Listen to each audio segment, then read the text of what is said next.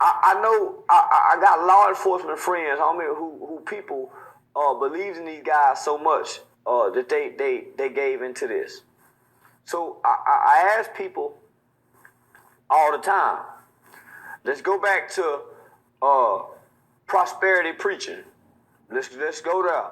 So prosperity preaching came about late 90s, 2000. For then it was fire and hailstone brim preaching. And all of a sudden you got these prosperity preachers, Benny Hinn, Creflo Dollar, everything began about, man, prosperity. God is prosperity. And it became about money. So we started seeing multi-rich preachers.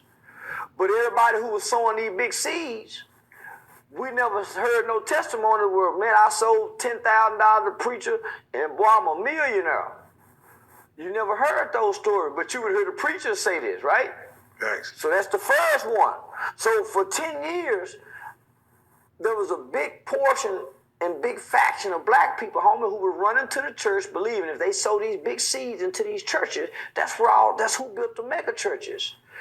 That's who built the mega churches.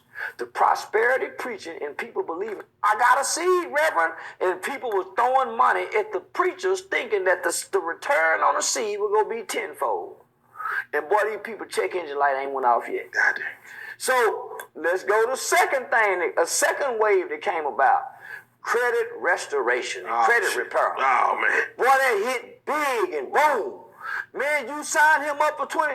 We never saw nobody who got into these programs who went from having bad credit to all of a sudden having credit, business credit, this credit. 30 days. Come on, homie, we never saw it.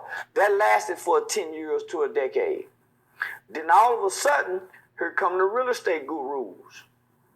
Here come all these real estate programs. Take my real estate. We never saw nobody who won from it, homie.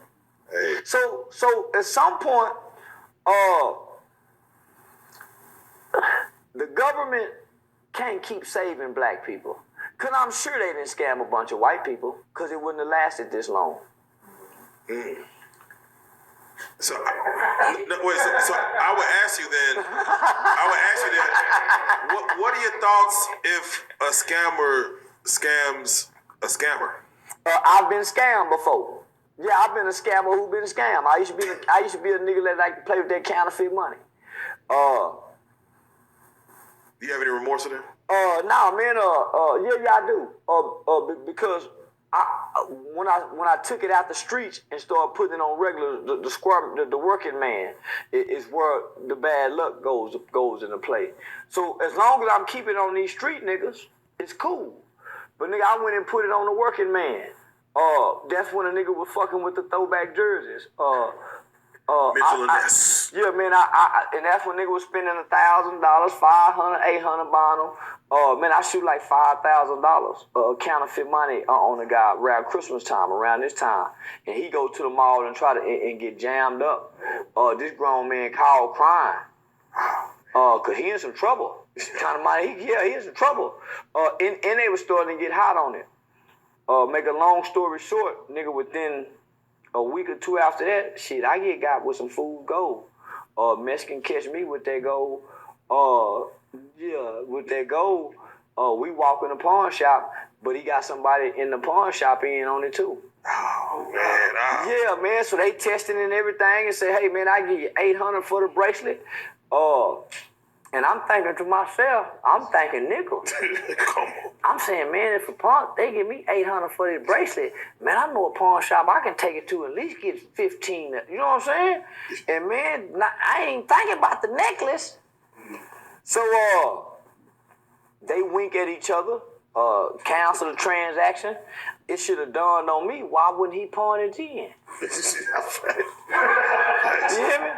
But I'm greedy. Yeah. Greed, you can't think straight. So soon we get outside and say, hey, Holmes, I'll sell it to you. I hurry up and say, man, get here. Jump in the car with my baby mom. Say, give me $800. This bill money. Man, give me the $800. She just cashed her check. She said, man, you sure? Man, give me the money. Shit, man, here, give it. Yeah. Yeah, I'm sure. Man, jump in that motherfucker, go straight to the pawn shop, and this is food gold. Come back to where they got it from, and they playing dumb. So do you crash out? Yeah. But but guess what? When you get back in the car with your baby mama, you know what she say? That counterfeit money you shot on that man. Man. He in trouble though. The universe course correct. Say, homie. Next thing you know, nigga getting rent money gone, so now you getting evicted out your little apartment. Now you and baby mama breaking up. You hear me? Yeah. This sets a domino effect. Domino effect. Nah, that's real. Man, the best part is if you would have paid him, that bitch was counterfeit money. I paid the nigga. You hear me? I'm trying to be honest with domestic. Yeah, I done paid the nigga, so yeah. Man, that would have been. But look at this though, homie. I don't think to put it down on the Mexican. Right. I put it down on my people. Man. Yeah, that's how we think though. When we doing wrong, homie, we don't never think to do wrong over here. It's always to do it here because we feel safer. Yeah. We feel safer. It's almost less consequences. Do you? Real life.